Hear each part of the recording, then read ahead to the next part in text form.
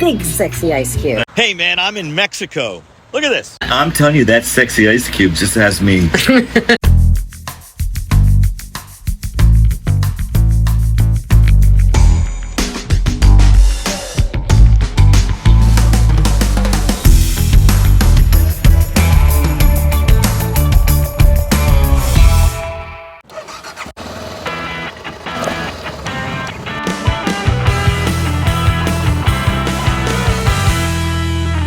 Okay, let's go to Mexico. Let's see how this works.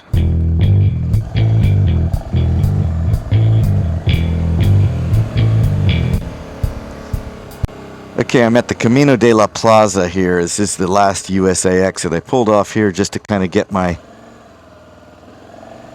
goods in order. I caught the light. Oh well. I came off this exit right here minutes ago just to get my microphone, cameras on so that we could capture this journey into Mexico, at least crossing through the border. This is the busiest border crossing on the entire planet. More people cross this border and more goods in a year than anywhere else. But you're going to see two sides of this. Is we're going to be going through, clearing through Mexico, and then we are going to come back tomorrow clearing through USA, and you're going to see quite the contrast. Now what happens behind me here, there's a big parking lot where a lot of people who decide they don't want to drive into Mexico, but they can walk in, and there's a pedestrian bridge right ahead of me that you can walk into Mexico. There is a couple people carrying the umbrella there with masks on. COVID is still prevalent here. This is June 11th. Anyway, here we go. So people will park and then walk into Mexico to save that hassle, particularly the hassle of coming back into the USA, because that border wait is typically several hours. Now, if you've got global entry or you have a Sentry pass, you can come through the Sentry lane a lot quicker. But as I know a lot of people who they don't visit Mexico too often. Okay, so here you can see. Now, one bit of advice I always say to people who ride motorcycles, don't ever get behind somebody who's carrying open things in the back of a truck, just waiting for something to go ahead and fly off. Look at that thing. A lot of people go into the U.S. and pick up secondhand goods and bring them back to Mexico. Things that are hard to get or very expensive there in Mexico. There's the big American flag.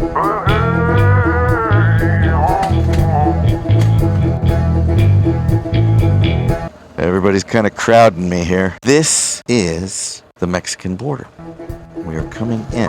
To my right over there, where it says SAT La Aduanas, that's customs. Aduana is custom in Spanish. It's hard to say. There's nobody here asking questions. There's no immigration or customs agent. But there are gates, and you just have to wait until you're waved through. Of course, look at these big bumps on the road. I mean, I got to go right between these fuckers.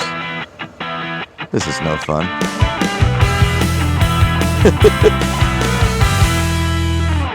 Now I enter. Here we go again, through a little bump.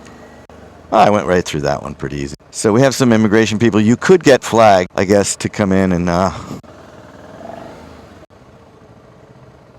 they're going to do an inspection, but there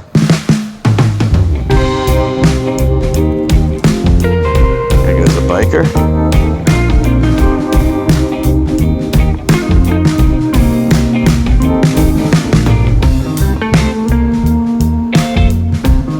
Those little humps that you have to pass through, no fun.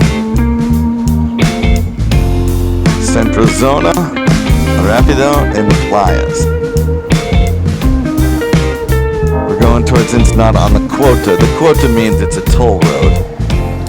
Here we are. Welcome to Mexico. This is Tijuana. And this is Route 1. This is the Coast Highway, though we're still a few miles from the coast. This is the Coast Highway of Mexico, of Baja anyway. You see the big arch over there. That actually goes down Avenida Libertad. I didn't say that exactly right, but that's kind of like an entrance into the main part of the Tijuana tourist zone, I guess you'd call it. Okay.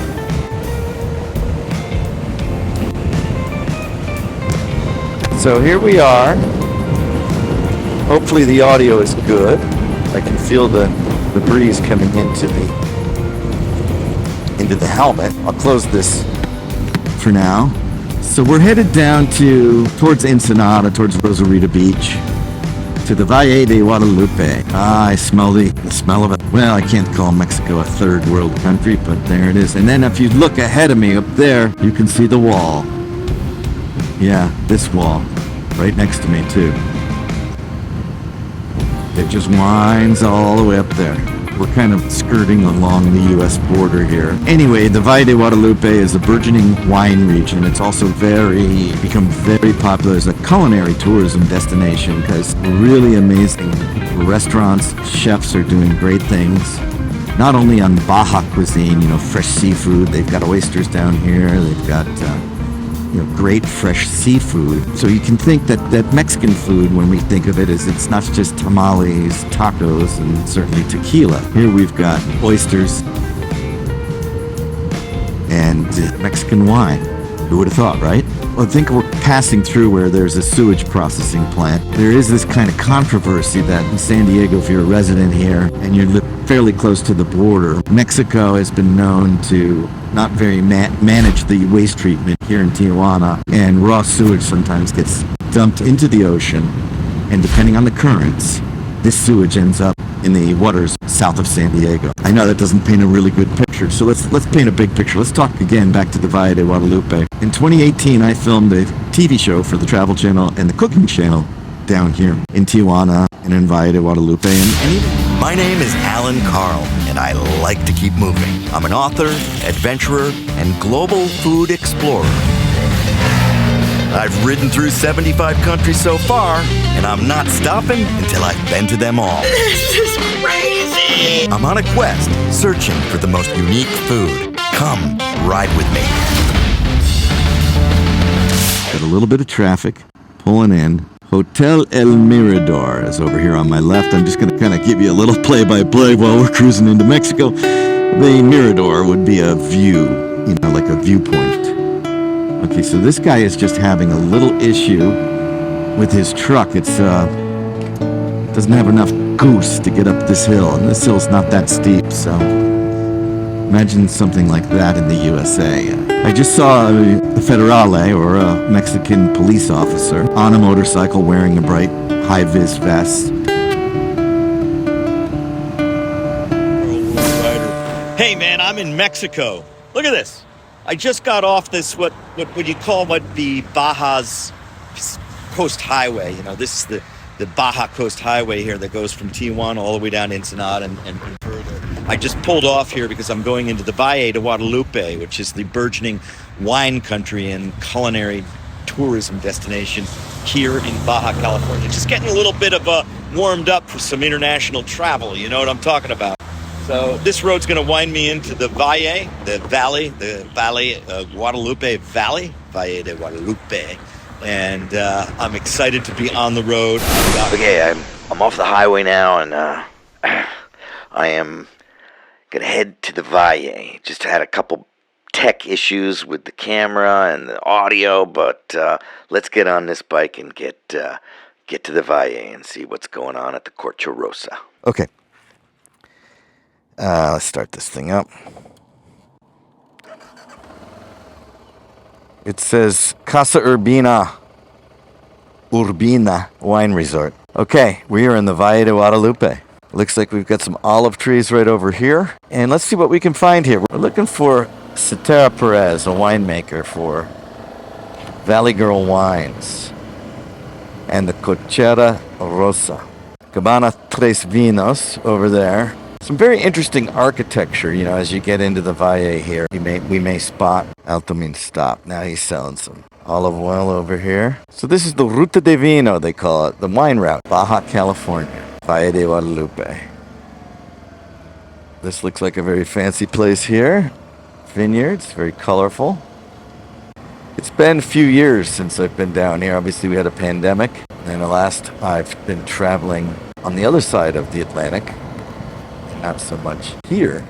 So in the 3 to 4 years since I've been down this way, there are a lot of changes. There are a lot of changes in the winery we're going to visit. El Porvenir is kind of, close to the center of at least the commerce part of Valle de Guadalupe.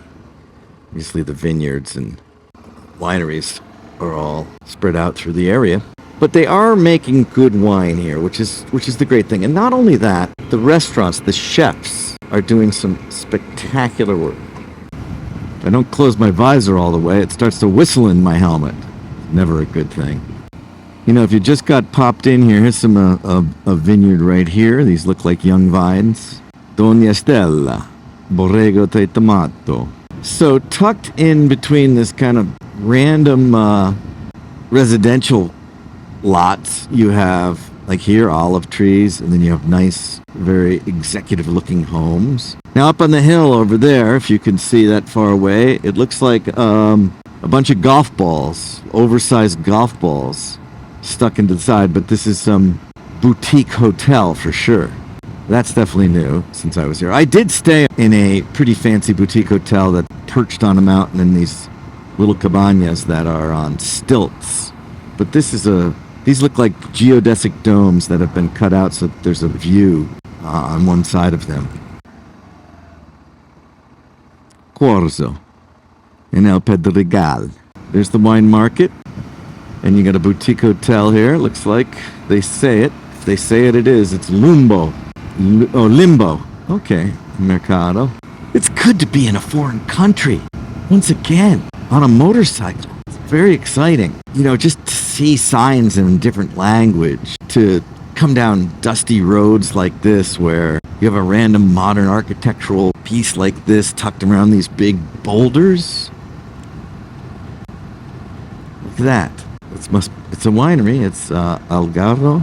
You know, when I do ride, and I've been to a number of wineries. Oh, there's another boutique hotel over there with, looks like glamping, kind of more permanent tent structures. But anyway, I don't like to taste wine and then get back on the motorcycle for obvious reasons. But what I do like to do is park the motorcycle and hire a driver.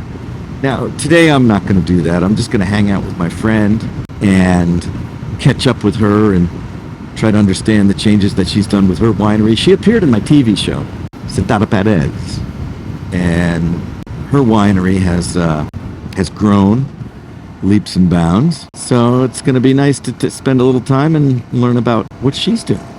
A lot of new names since the last time I've wandered these roads. A lot of new names of wineries, of hotels. It's a definitely burgeoning. Now, Bibioff right here, I'm passing this structure here. This is actually was started by Russians during the time, the turn of the century, after the Tsars were executed and the Bolshevik Revolution.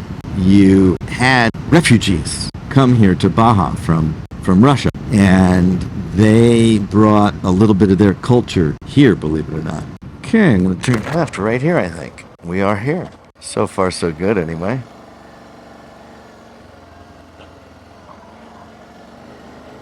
As we wander past a vineyard right here, you can see some very young plantings. They're young vines overall, but there's some little ones that restarted. But yeah, to be able to cruise down a dusty track like this, it's not all fancy like you're in Napa Valley or France or Italy with these massive chateaus. And expensive. Here you have like a car graveyard tucked across from a vineyard. We'll find out what they're growing. Sitara will know a lot about these vineyards. They're all very young vines, I'm sure not producing yet. And I don't believe that they were here. Certainly, probably just planted the last couple of years. You got some fruit trees over here. I saw some oranges. There's some olive trees tucked in there, it looks like.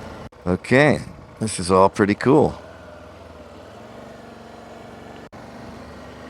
This development over here certainly wasn't here in 2018 when I was there.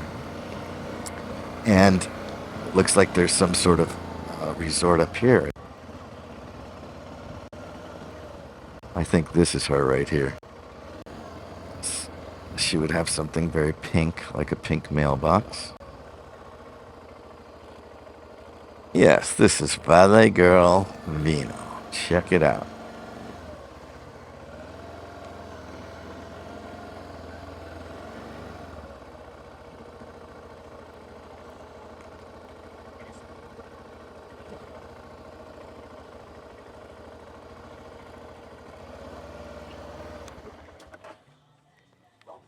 We've arrived.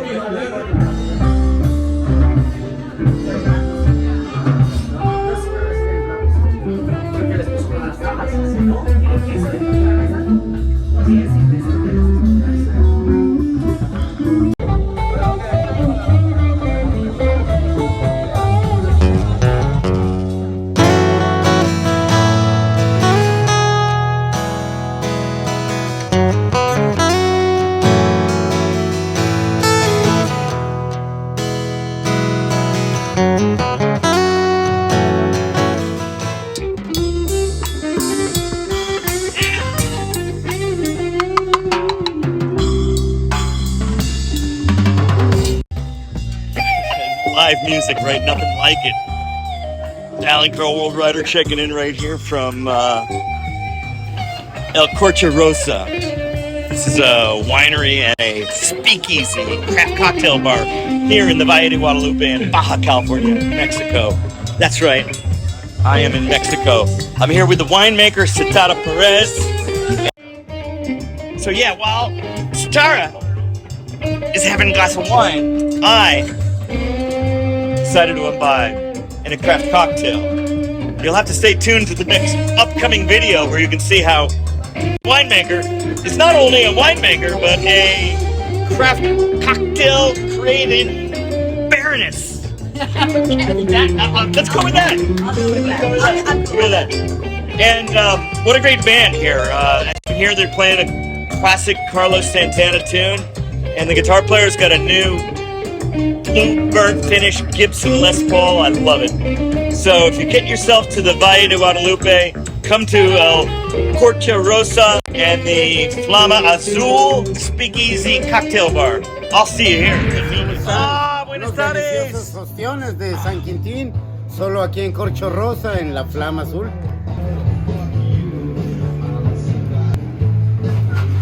Lots of rosemary and lavender. It's everywhere. Go ahead. Okay, here we are at a speakeasy. What is this place called? We call it La Flama Azul, which means the blue flame, because when you make pure ethanol, it burns a blue flame. There's a blue flame right over there. Okay. Yeah. Okay, so you have a cocktail in mind for me today now. Yeah. Okay. I call it Spicy Sunset. And what I do is I kind of riff on a classic daiquiri recipe. And instead of rum, I use our fruity eau de vie, which we make in-house. And then I use my Serrano simple syrup, which I make, from scratch, which gives it a nice little bit of heat with the sweetness. Got a little kick with the Serrano in there. A little kick with the Serrano. But the fun part is that I do a berry brandy float. So we make our own mixed berry brandy, which is really, really tasty. And so it's really pretty drink also, which that's kind of fun. Oh, yeah. So we're starting with 2 ounces of eau de vie. Okay. Okay. Eau de vie made here. Yes, from grapes. From grapes. Okay, from grapes. We make everything from grapes. As we should, right? Does this have grapes in it? Yes, it does. It has grapes. This is my Serrano simple syrup. We're just going to do a half ounce. Okay. We got a little bit of sweet and a little bit of spice. A little sweet and spice. That's what life makes is. Everything nice. Okay.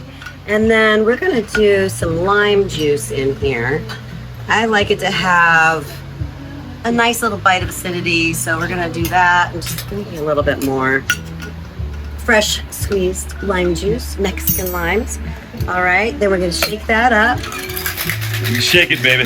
Shake it, baby, shake it. And big, sexy ice cube. Oh yeah, sexy ice cube, man. You know, and then we're gonna put it in.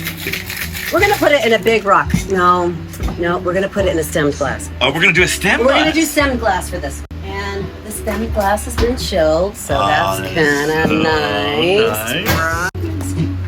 Ah. Big, sexy ice cube. We're gonna pour this in, and this is just, you know, it's really the Serrano simple syrup that makes it so fun. This is the berry brandy.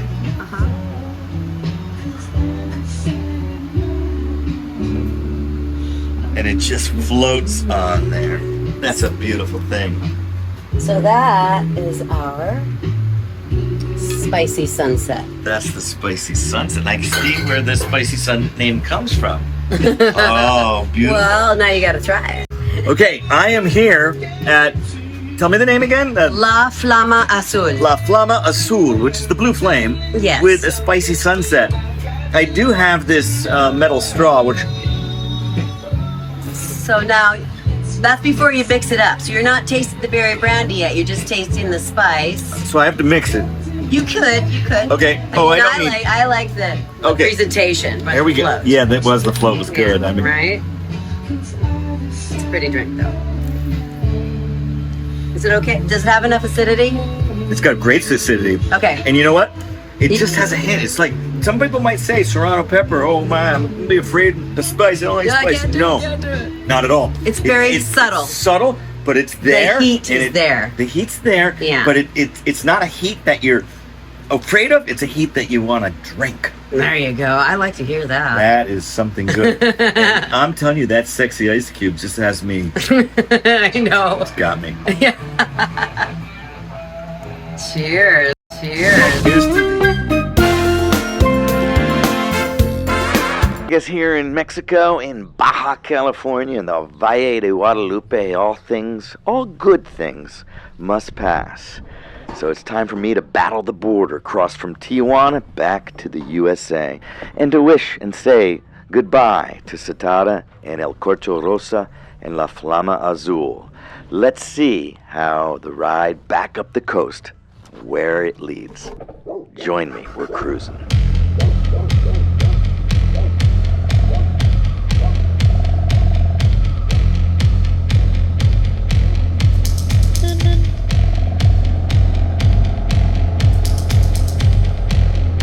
Yeah, goodbyes.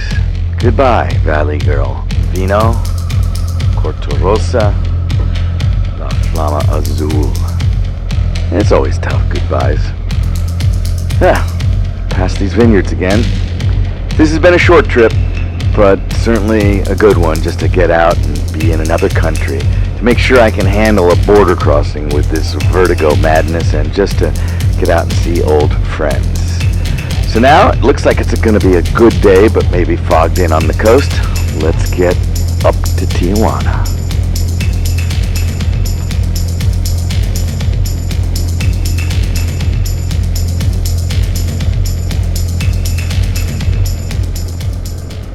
Yeah, so here's the thing. It's going to be a bit tough. You know, coming through Tijuana, it's madness, mayhem, traffic, no really good road signs, and how to find the border, actually the sentry lane, you know, the global entry place, so I don't have to get into that long ride that some people told me.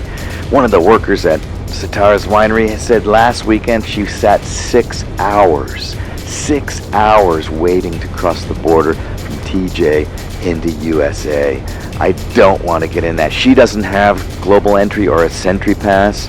I do, so I want to make sure I find that lane and get through there as quick as possible. Who knows what it's going to be like. Let's go.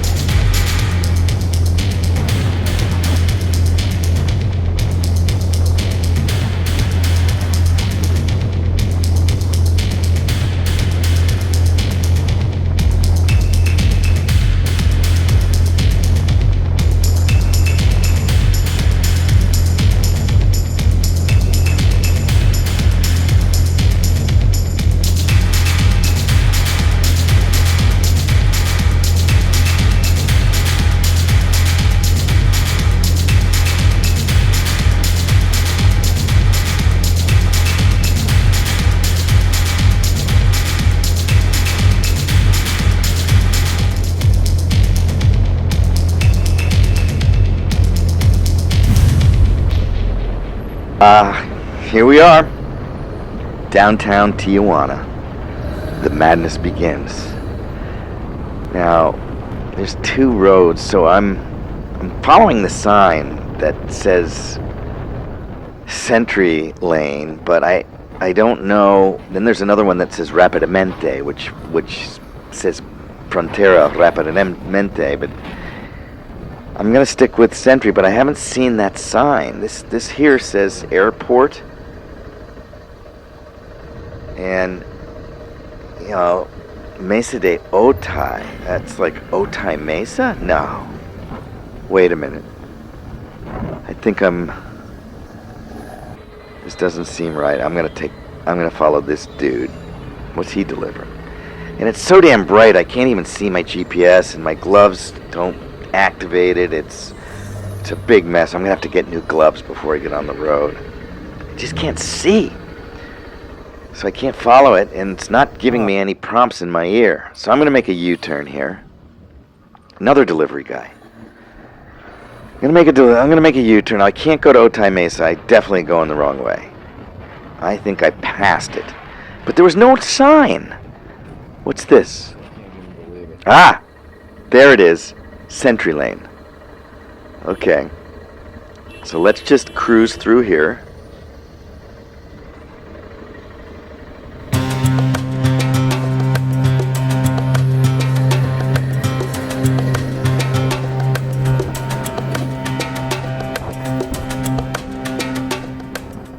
Okay, it seems like maybe I found the line. I think I found the line. Now I'm going to just see if I can sneak up. It's a little sunny out here. All these people waiting. I mean, if this is supposed to be... She's holding them up. That's what it is. Okay. She's waving me forward. That's cool. Okay. So I think I can make my way closer. Oh, here's another crossing. Okay, so they have these guards at each of the cross streets waving me on again. I think all of a sudden my luck ran out. You know, with the vertigo and the big wide panniers on this bike, I'm just not going to take a chance and try to split the lanes. I'll just make my way to these guys one by one. Yeah. You gotta present it. Sorry? You gotta present it. I gotta present it. Oh, okay, sorry.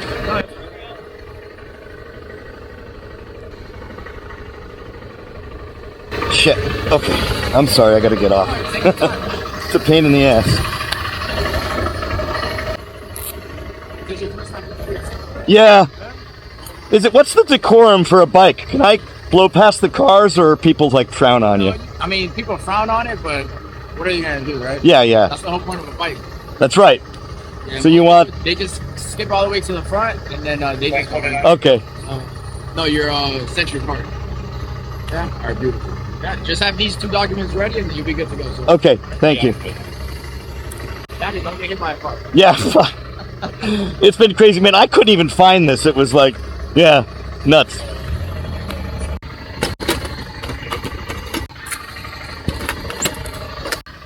All right, my friend, thank you.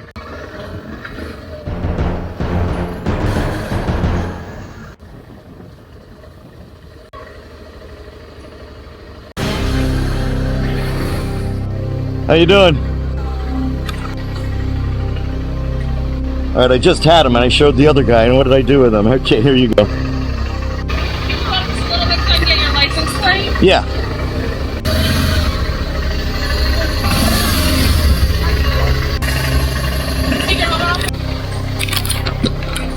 Thank you.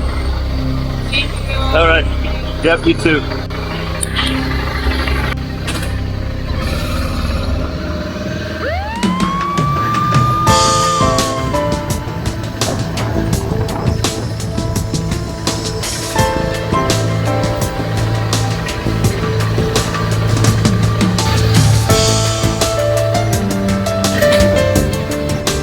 Oh boy.